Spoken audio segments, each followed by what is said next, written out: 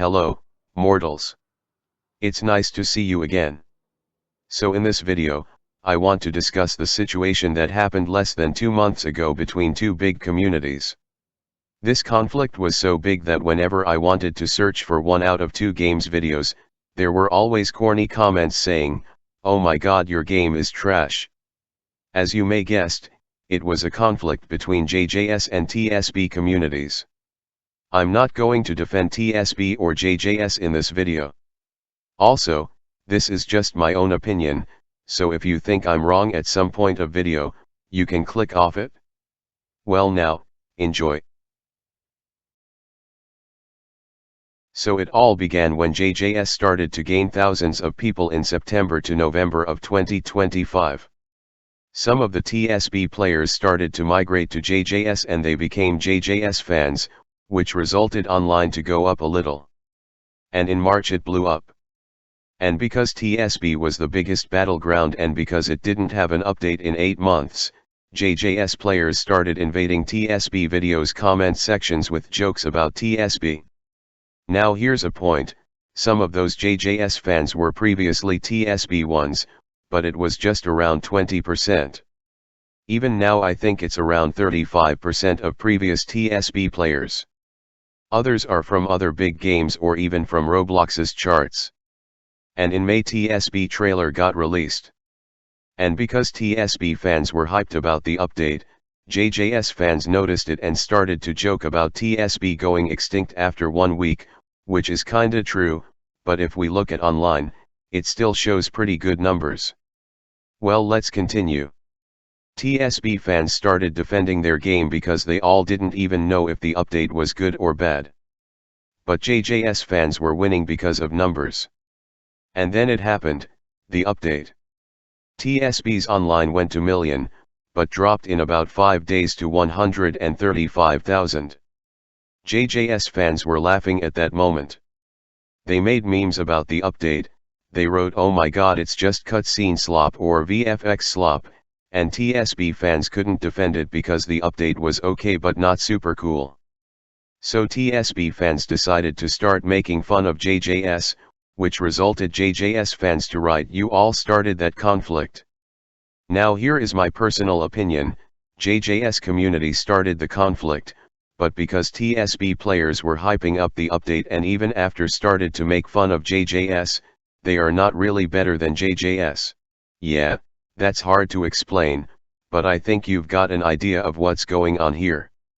Well now, let's talk about the main arguments of JJS fans. First one being VFX or cutscene slop. Slop stands for low quality, high volume digital content, especially anything generated by artificial intelligence that lacks creativity, logic, or meaning. So can we call TSB's new update VFX or cutscene slop?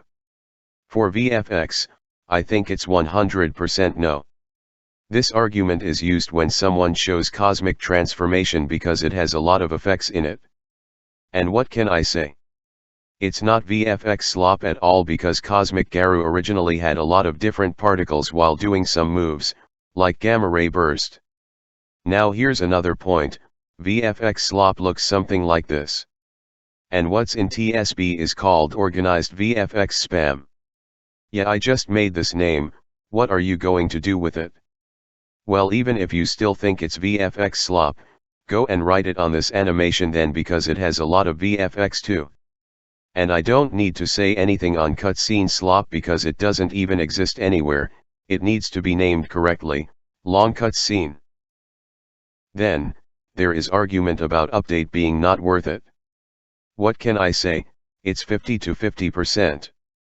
Before update, devs said that they didn't have animators until 4 months of development, so update was worked on for 5 months, and for this one I'd say that it's worth 4.5 months of work, of course not 5.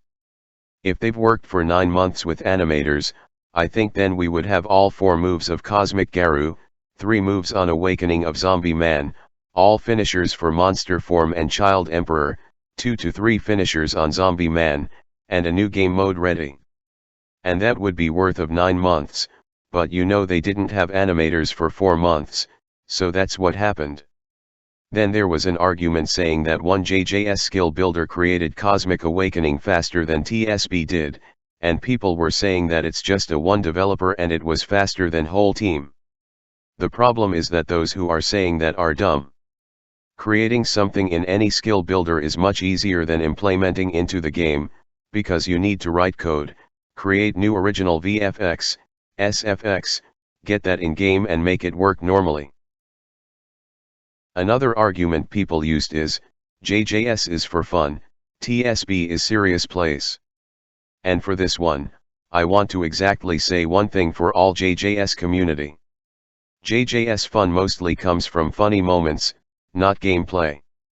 Yes, JJS has way more fun moments potential than TSB, but personally, I think TSB's gameplay is much more fun. But here, we need to address something that might anger JJS players. If they say, oh yeah, fun is when you get caught in 100% combo in TSB, I can surely say that they don't know anything at all. Boy oh boy, I heard this phrase many times before and now I understand that those who wrote that just don't know anything about both games' combat mechanics. Let me explain. So we have two games, JJS and TSB. Both have completely different combat system. One relies on doing combos and techs to do more damage while making opponents suffer with seeing that they can't escape. Other relies on getting evade from opponent and doing not significant damage after you use moves, so your opponent gets you in another combo while you are waiting for your evade to get enough damage. But here's a catch, most JJS fans say that TSB is M1 catching simulator, but the problem is that they don't see an issue in their game. So imagine you are 15k Jujutsu Shenanigans player, fighting other 15k dude. You are playing Choso, while your opponent plays Disaster Plants. You both ramp at each other, and then try to catch each other on M1. And here's a problem most JJS fans don't see. M1 catching simulator means you need to actually catch your opponent in M1 and then do combo, and if it fails, you need to catch again.